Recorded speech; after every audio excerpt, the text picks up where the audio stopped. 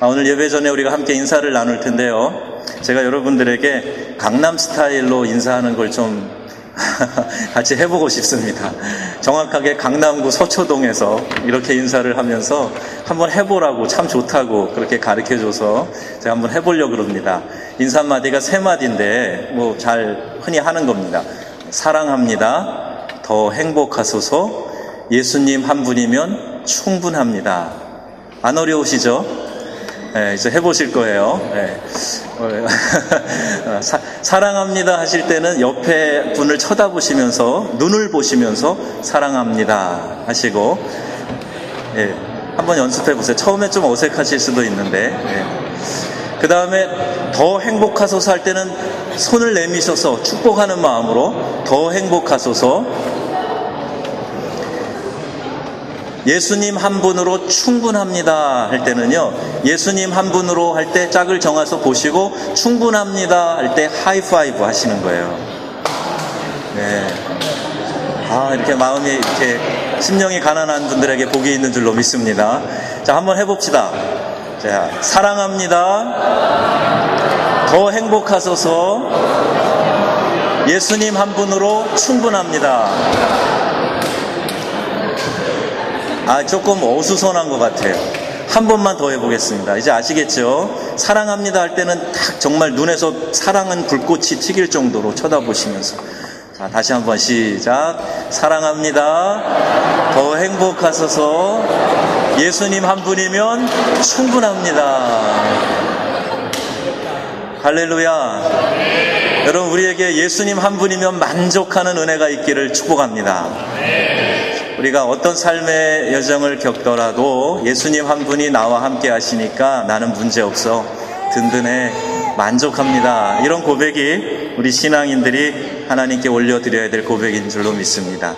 오늘 말씀은 예루살렘 회복에 대한 말씀입니다. 66장 10절로 14절까지 보면 이 예루살렘을 내가 회복시키겠다고 하나님께서 이스라엘 백성에게 약속하고 계시는 것입니다. 예루살렘을 사랑하는 자들이여 다 그 성읍과 함께 기뻐하라 했습니다. 예루살렘은 이스라엘 백성의 중심을 말합니다. 그들의 신앙의 중심을 말하고 있고요. 또 이 예루살렘 성을 말할 때에는 그 이스라엘 백성을 상징해서 그렇게 이야기하기도 합니다. 예루살렘이 회파가 됐다는 것은 신앙이 회파가 됐다는 거예요. 그리고 그 결과로 이들이 포로로 다 잡혀가게 되었던 것입니다.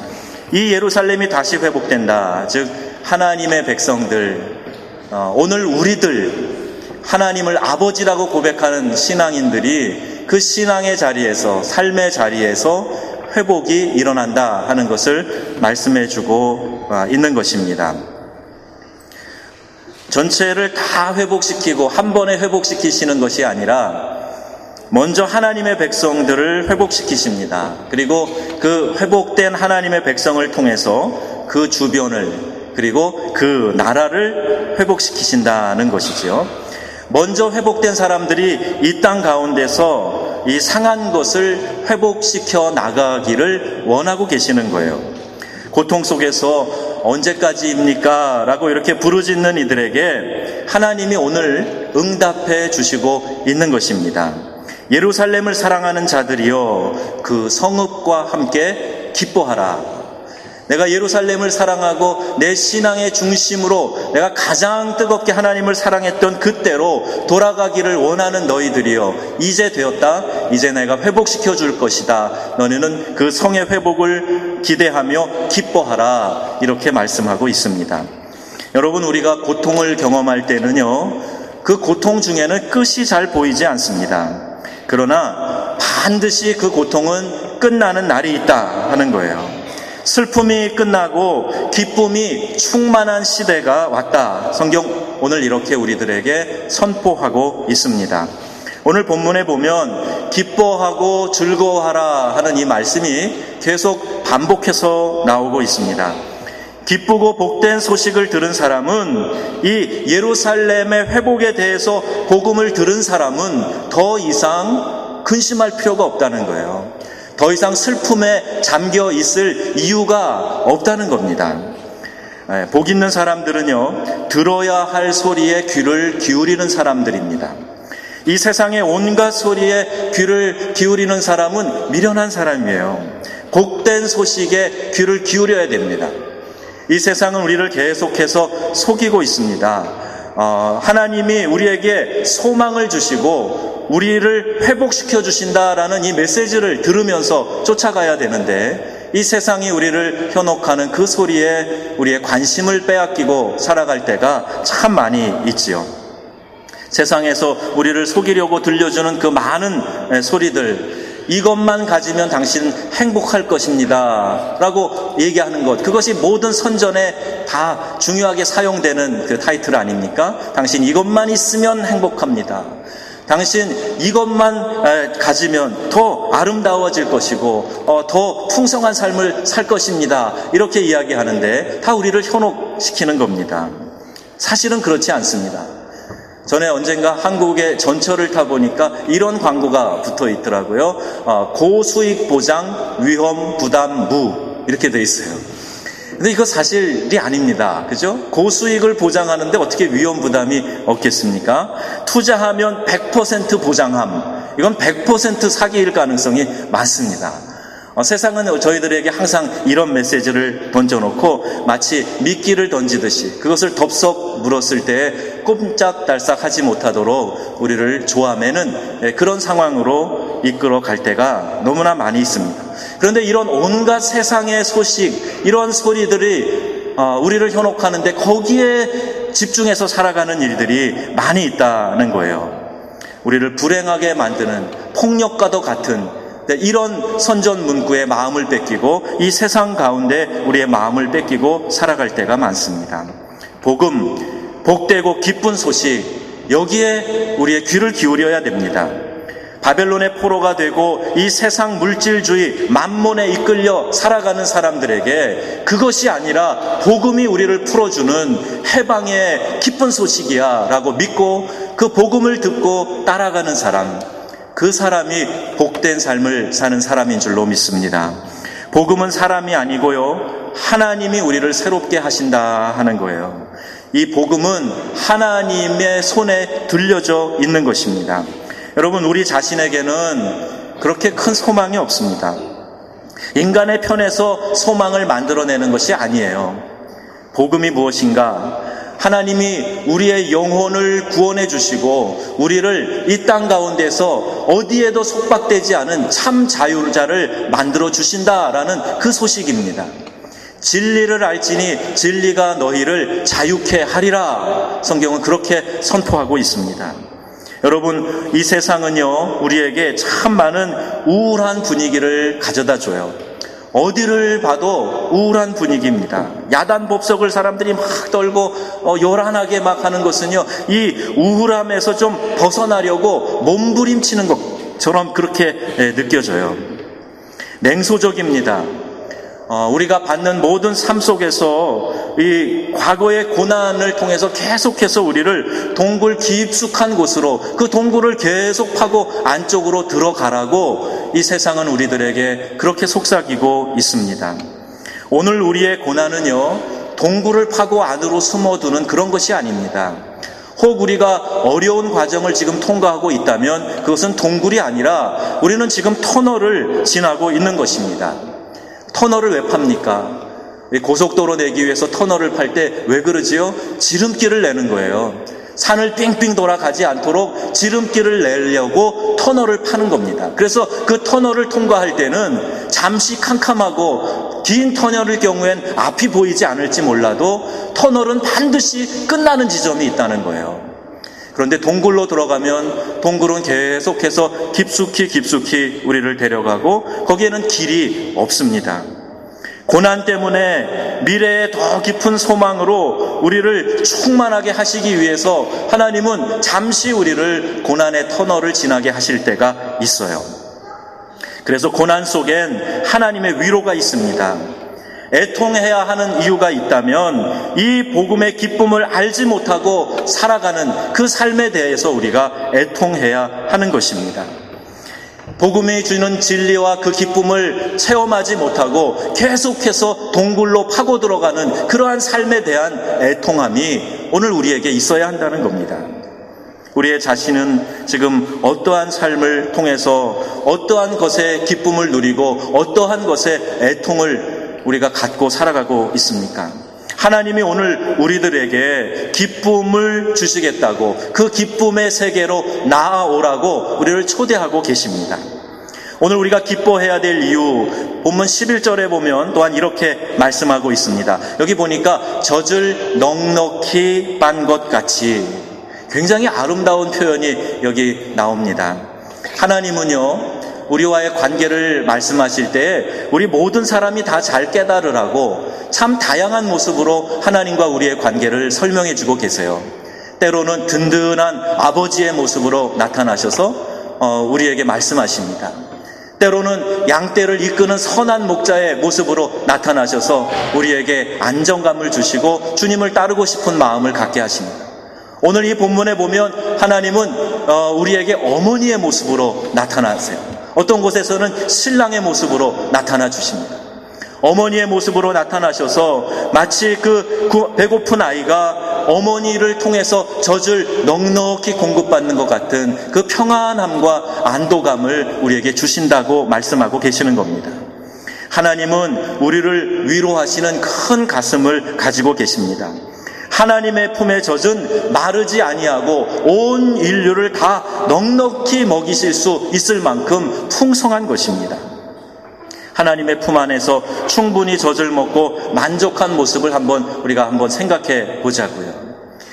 오병이어의 기적을 보시면 어린아이의 도시락 하나를 가지고 그 수만 명의 사람들을 먹이고 12광주리를 거두게 하셨어요.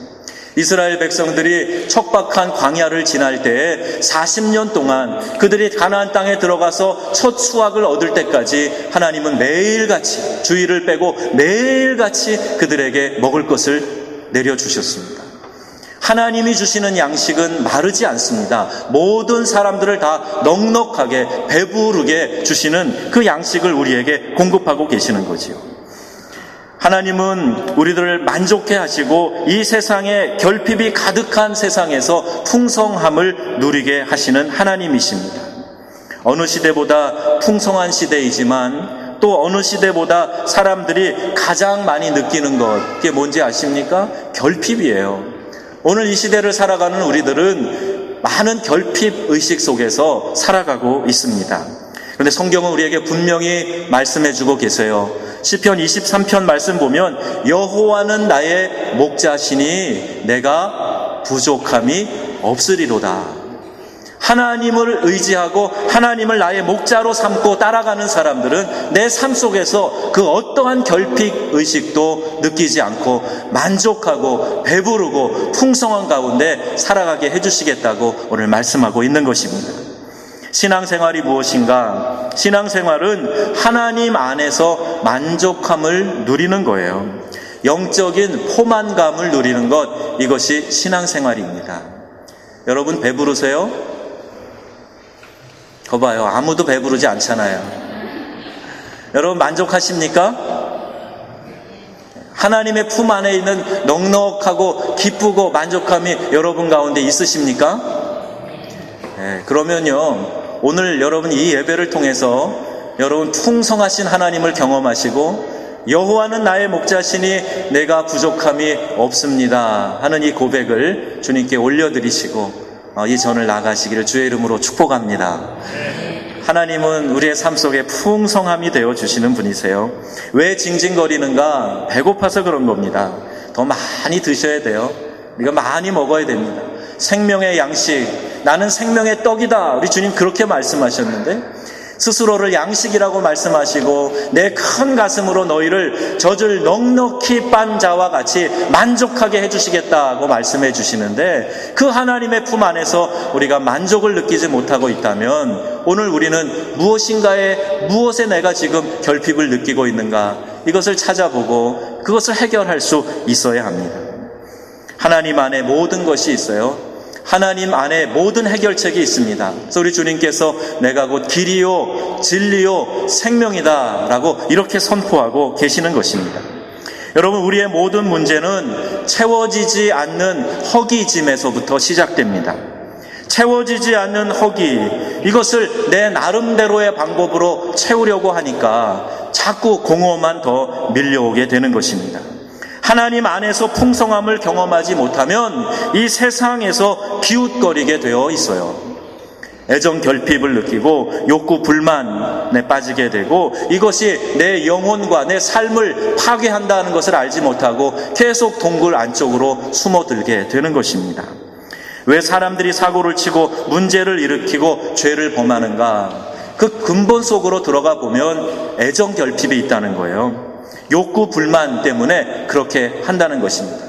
막 화가 난다고 그냥 국보에다가 불을 질러 버리는 일, 그냥 순간의 혈기를 이기지 못해서 생명을 빼앗는 일들, 이런 것이 다 나 자신의 욕구 불만, 애정 결핍에서부터 시작되고 있다는 겁니다. 또 어린 시절에 경험한 이 욕구 불만이 해결되지 않으면요, 사춘기 지나서 사추기가 돼가지고 그때 사고를 치는 일들을 보게 됩니다. 무언가 쌓아놓으려고 하는 것, 자꾸 뭔가 끌어모으고 쌓아놓으려고 하는 것, 이것도 역시 욕구 불만이 가져다주는 하나의 현상이라는 거지요. 날 자꾸 꾸미려고 하는 것, 이것도 역시 욕구 불만의 또 다른 양태입니다. 그냥 내추럴하게 나를 보여주면 되는데 자꾸 무엇으로 꾸미려고 그래요. 치장하려고 그러고 내가 소유한 것으로 내 자신을 좀 나타내 보려고 하는 이러한 모습입니다. 내 마음 가운데 아직도 채워지지 않은 그 무엇인가가 있다는 얘기입니다. 신앙생활의 즐거움은 하나님의 품에 안기는 거예요. 여러분 믿으십니까? 하나님의 품에 안겨 있는 거예요. 그러면 그 안에서 위로가 있습니다. 평화가 넘쳐 흐릅니다. 엄마의 품에 안겨서 그 엄마의 무릎에서 젖을 빨고 있는 아이를 생각해 보세요. 전쟁이 나도 모릅니다. 그냥 엄마의 따뜻한 품 안에서 내가 만족하게 엄마의 젖을 빨고 있는 상황에서는요, 세상 부러운 것이 하나도 없어요. 내 안에 그러한 풍성함이 없기 때문에, 만족함이 없기 때문에 불평과 원망이 내 속에서 계속해서 쏟아져 나오게 되는 것이죠. 그래서 성경은 우리들에게 권면합니다. 베드로전서 2장에 보면 순전하고 신령한 젖을 사모하라. 이는 그로 말미암아 구원에 이르도록 자라게 하려 함이니라. 순전하고 신령한 젖이 무엇입니까? 하나님의 말씀이에요. 배고픈 아이가 엄마의 젖을 사모하는 것처럼 오늘 우리는 신령한 젖, 하나님의 말씀을 사모해서 그 말씀이 내 안에 풍성하게 임할 수 있도록 그것을 쫓아가고 그 말씀을 받으려고 하고 그 말씀이 나에게 주는 평안과 안식을 우리가 경험할 수 있어야 한다는 것입니다. 영적인 식욕을 잃지 않는 것, 이것이 건강입니다. 신령한 젖을 사모해야 돼요. 젖을 찾는 그런 간절함이 마치 목마른 사슴이 시냇물을 찾는 것과 같은 그런 간절함으로 오늘 우리 가운데 있어야 합니다. 그래야 먹고 자랄 수가 있어요. 영적으로 자라는 사람의 특성이 있습니다. 먹성이 좋다는 거예요. 여러분, 키가 우리 설렵 형제처럼 저렇게 크려면 분명히 대단한 먹성을 가졌던 시절이 있었을 겁니다. 우리 아들을 보니까 그런 경험을 좀 하게 됐는데, 걔가 부풀이가 돼가지고 막 이루고 다닐 때에도요, 여기 있네, 진짜. 오늘 여기 있네. 일부 예배랑 좀 달라서 제가, 일부 예배 때 한 얘기니까 또 하겠습니다. 걱정을 좀 했어요. 야, 저게 어떻게 저러다 부풀어 터지면 어떡하나 걱정을 했는데, 키로 됐으니까 네, 다행이지요. 그런데 그때 보니까요, 엄청 먹더라고요. 엄청 먹. 밥도 저보다 많이 먹고, 고기가 있으면 막 몇 그릇 먹고, 엄청난 먹성으로. 근데 먹성이 좋을 때 보니까 먹고 돌아섰는데 배고파요 그러는 거예요. 이게 먹성이더라고요. 먹고 돌아섰는데 배고파요. 여러분, 우리가 영적으로 자라려면 이러한 먹성이 있어야 됩니다. 자라지 않으면 질병에 걸릴 가능성이 높은 거예요. 아이가 왜 자꾸 넘어지고 깨지는가 생각해서 그래요. 아직 그 다리가 튼튼하게 그를 지켜주지 못하니까 조그만 걸림돌에도 넘어지고 마는 겁니다. 자라고 나면 더 이상 걸려 넘어지지 않습니다. 성장하지 않으면 교회 신앙생활할 때 내 시험 들고 상처받을 수 있어요. 교회가 이럴 수 있냐? 이렇게 말합니다. 교회 그럴 수 있습니다. 아, 사람이 그럴 수가 있냐고, 인간이 그럴 수 있냐고 얘기해요. 인간이 그럴 수 있어요. 원래 그런 게 인간이에요. 지나가다가 한마디 들은 이야기에도 걸려 넘어지게 됩니다. 아직 힘이 없어서 그렇습니다. 내가 아직 어려서 그래요. 더 자라야 됩니다. 시험을 준 사람도 문제이지만 왜 자꾸 시험 주면 안 되죠. 그런데 시험을 받는 것도 문제예요. 시험이 나에게 올 때 no thank you 그리고 안 받으면 되는데 그걸 열심히 주워 담으니까 그래서 시험에 걸려 넘어지고 어려움을 겪고 상처를 받으면 주변이 다 안타까워하고 힘들어합니다. 약하니까 시험에 걸려서 넘어지게 됩니다. 영적으로 성장하면 우리의 상처는 저절로 사라져버리게 되는 거예요. 아토피 피부를 앓는 아이들이 좀 많이 있어요.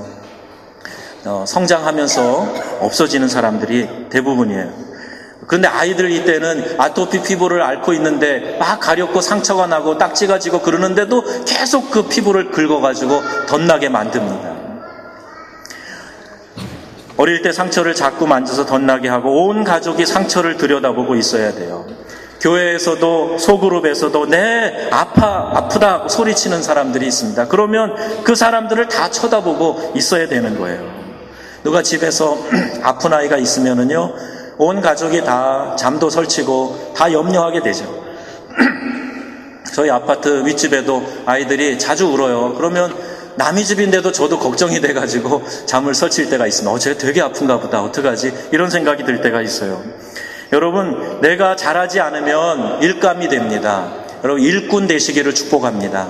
일감이 되면 안 돼요. 그래서 하나님의 교회에서 일하는 힘 있는 일꾼이 돼야 되죠.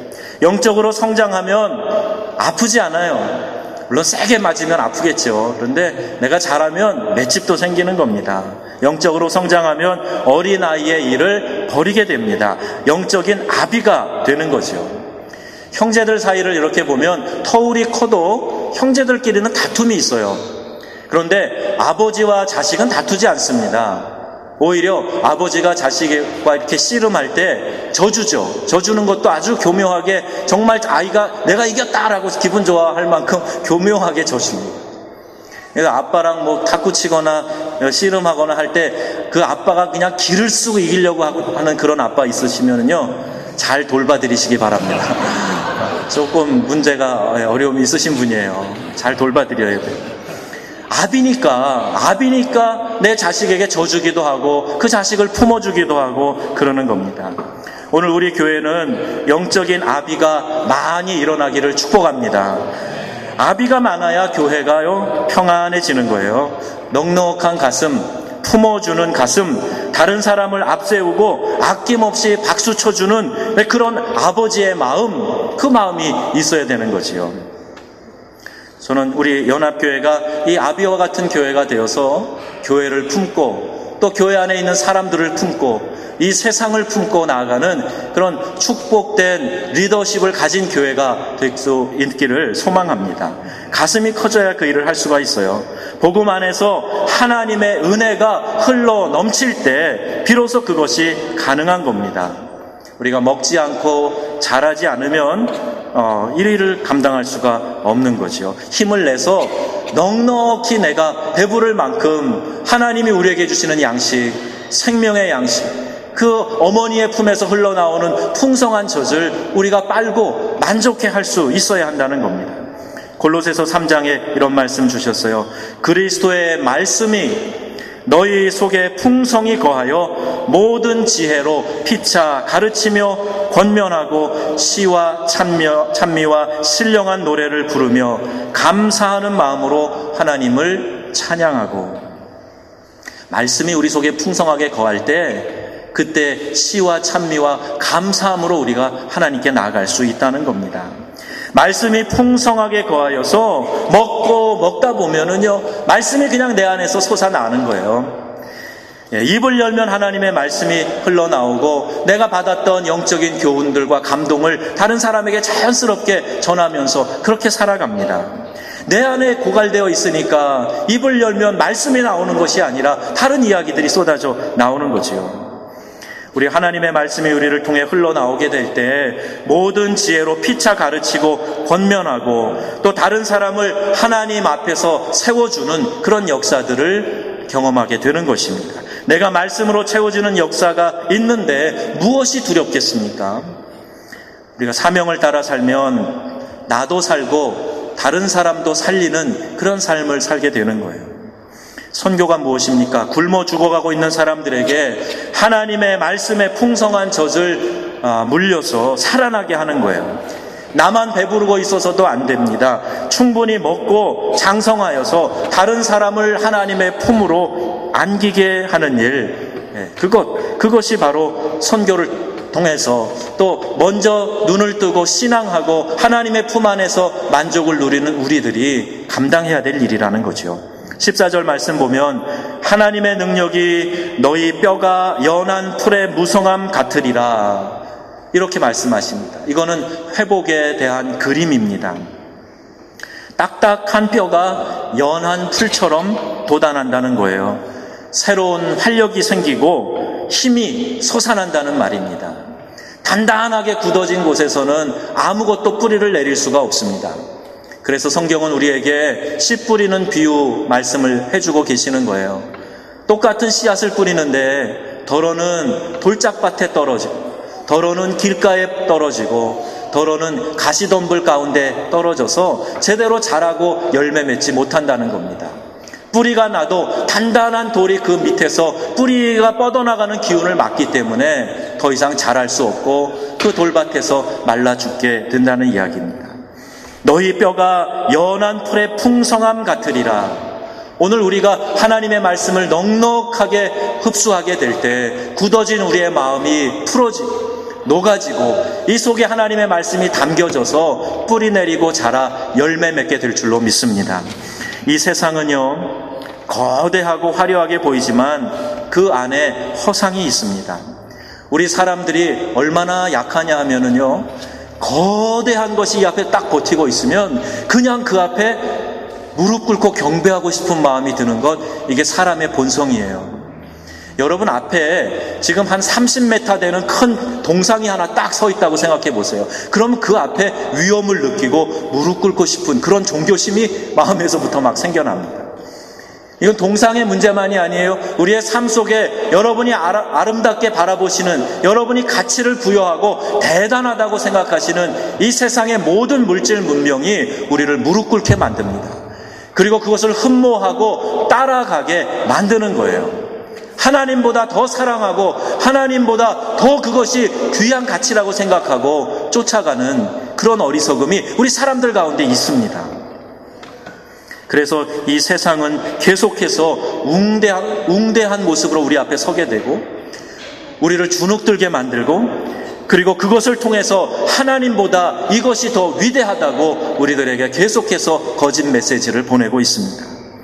이 세상에 일어나는 거대하고 화려한 것을 바라보다가 여호와 하나님의 손을 바라보지 못하는 것이 비극 중에 비극입니다. 역사를 주관하시고 선과 악을 구분하시고 심판하실 영원한 하나님, 그 하나님의 손을 바라보지 못하고 이 세상의 눈앞에 전개되는 것에만 우리의 시선을 빼앗기고 살아가고 있으면 어리석은 것입니다. 당장 무너지고 말 바벨탑이에요. 하나님의 궁극적인 심판을 바라보고 믿음의 눈을 뜨고 하나님의 손을 바라보시기를 주의 이름으로 축원합니다. 하나님의 보이지 않는 손, 그러나 분명히 분별하시고 심판의 시스템이 돌아가고 있고 그 안에서 선을 행하면 낙심하지 않고 우리가 선을 행하게 될 때 하나님께서 그 모든 것을 판단하실 것을 기대하면서 살아가는 것이 신앙인들의 삶의 자세입니다. 선을 행하다가 무너져서 주저앉으면 안 됩니다. 이 바벨론의 속삭임에 속지 말아야 됩니다. 여호와의 손은 하나님의 백성을 먹이시고 위로하시고 하나님의 백성을 돌보시는 능력의 손입니다. 모든 망가지고 깨어진 것들을 회복시켜 주시는 능력의 손입니다. 바벨론의 강력한 힘에서 벗어나게 해주실 하나님의 사랑의 손길을 우리가 바라보아야 됩니다. 여호와의 손, 우리보다 더 열심히 일하시는 하나님의 손, 그 손이 나타나서 예루살렘, 즉 하나님의 백성을 회복시키신다고 오늘 말씀하고 계시는 거예요. 여러분, 만성피로라는 말이 있듯이 우리의 삶 속에 만성적인 위기의식이 있습니다. 가만히 한번 들어보세요. 우리가 영적인 감각을 가지신 분들은 계속해서 우리가 끊임없이 듣는 소리가 있다는 것을 느끼게 되실 겁니다. 바로 위기라는 소리입니다.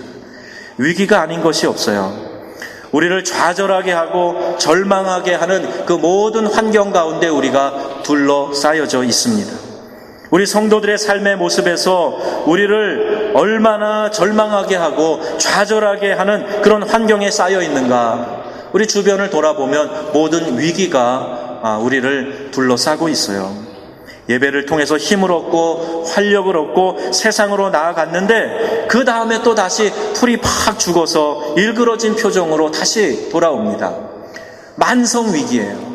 만성 피로감처럼 빨리 잘 회복되지 않아요. 위기의식, 나에게 엄습해오는 두려움, 긴장감, 기쁨을 빼앗아가는 그 모든 상황들이 계속해서 마치 파도가 계속 밀려오듯이 우리의 삶에 엄습해오고 있는 것입니다. 이 만성적인 위기의 시대, 우리를 절망하게 하고 우리를 포로된 자로 만드는 이 거대한 바벨론의 문명 앞에서 오늘 우리가 어떤 결단을 해야 될 것인가? 하나님의 사람들은 약자처럼 보이고 우리의 삶은 너무나 처절하고 넘어지고 깨어지고 사방으로 우겨쌈을 당하고 있는 이 시대에 하나님의 사람은 어떤 결단을 해야 되는 것인가? 여러분, 이러한 상황 가운데 이 위기의 만성적인 시대 가운데서도 하나님의 백성이 기뻐할 수 있는 이유가 딱 하나가 있습니다. 그것은 보이지 않는 하나님의 손이 오늘 우리를 붙들고 계시다는 거예요. 하나님의 손이, 그 능력의 손이 오늘 우리와 함께 하시고 우리를 통치하고 계시다는 말입니다. 하나님이 반드시 이 고난과 위기 한가운데에서도 당신의 백성들을 보호하시고 회복시키실 것이다 라는 이 소망의 메시지가 하나님의 백성들에게 들려졌을 때, 여러분이 그 소망의 메시지를 내 가슴 깊숙이 받아들이게 되셨을 때 우리는 더 이상 걱정할 이유가 없어요. 아, 하나님이 당신의 백성들을 회복시키신다고 했어. 회파된 예루살렘을 다시 하나님께서 일으키신다고 말씀하셨어. 이것을 우리가 소망으로 붙들고 그날을 위하여서 인내하며 터널을 통과하는 마음으로 하나님 동행해 주세요. 주님을 의지하면서 이 순간을 지날 수 있게 되는 것입니다. 여러분, 우리가 기쁨의 복된 소식이 우리의 심령 가운데 들려줘야 됩니다. 어떠한 환경 속에서도 그 환경에 우리가 잠식당하는 것이 아니라 그 환경을 넘어서서 그것을 뚫고 나갈 수 있는 하나님의 손길을 의지하여서 그 환경을 극복해 나갈 수 있는 신앙이 오늘 우리들에게 필요하다는 겁니다. 그러기 위해서 우리는 넉넉하게 하나님의 말씀으로 우리의 심령 가운데 채워야 돼요. 젖을 넉넉히 빤 아이와 같이 만족함과 기쁨 가운데 들어갈 수 있도록 말씀을 사모하는 자리에 우리가 항상 있어야 됩니다.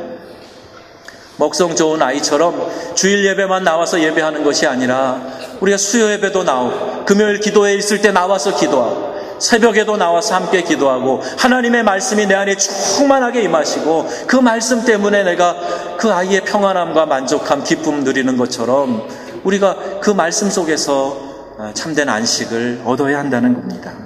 사랑하는 성도 여러분, 이 말씀을 우리가 붙잡을 수 있게 되기를 바랍니다. 복음의 능력, 그 복음이 주시는 감격을 오늘 우리가 붙잡아야 됩니다.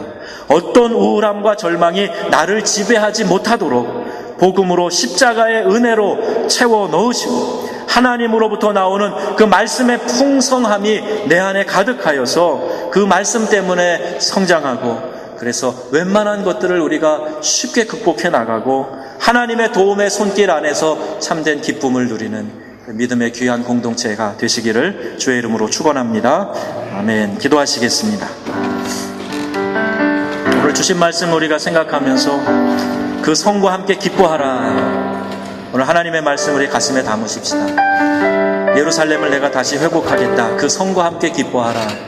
오늘 우리 백성들에게, 하나님의 자녀들에게 주시는 말씀입니다. 주님, 우리가 이 세상의 거대한 문화에 잠식당하지 않게 하시고 하나님이 주시는 말씀의 풍성함 가운데, 하나님이 주시는 하나님의 그 능력의 손길 가운데 참된 안식을 얻게 하여 주옵소서. 우리 다 같이 주님 앞에 기도하시겠습니다. 하나님 은혜를 감사합니다. 오늘 주신 말씀을 저의 마음에 담게 하여 주옵소서. 하나님의 은혜가 저의 마음 가운데 있기를 원합니다. 아버지, 하나님의 말씀이 우리의 심령 깊숙한 곳에서부터 임하여 주셔서 아버지, 하나님이 주시는 자유와 기쁨이 어떤 것인가 우리가 깨달아 알게 하시고 경험하게 하시고, 하나님 젖을 넉넉히 빤 아이와 같이 오늘 우리 가운데 풍성함이 있도록 역사하여 주옵소서. 하나님, 우리 안에 고갈됨이 없게 하시기를 원합니다. 하나님, 우리 안에 하나님이여 허기짐이 없게 하여 주시고 우리 하나님 안에서 그 풍성함을 누리며 자유와 기쁨을 누리며 주의 은혜 가운데 살아갈 수 있도록 역사하여 주시옵소서. 오늘 우리에게 생명을 주신 하나님 감사합니다. 참된 양식이 되신 하나님 감사합니다. 저희 가운데서 역사하시고 우리 하나님 친히 영광 받아 주옵소서. 하나님의 은혜를 감사합니다. 주 예수님의 귀하신 이름 받들어 기도드립니다. 아멘.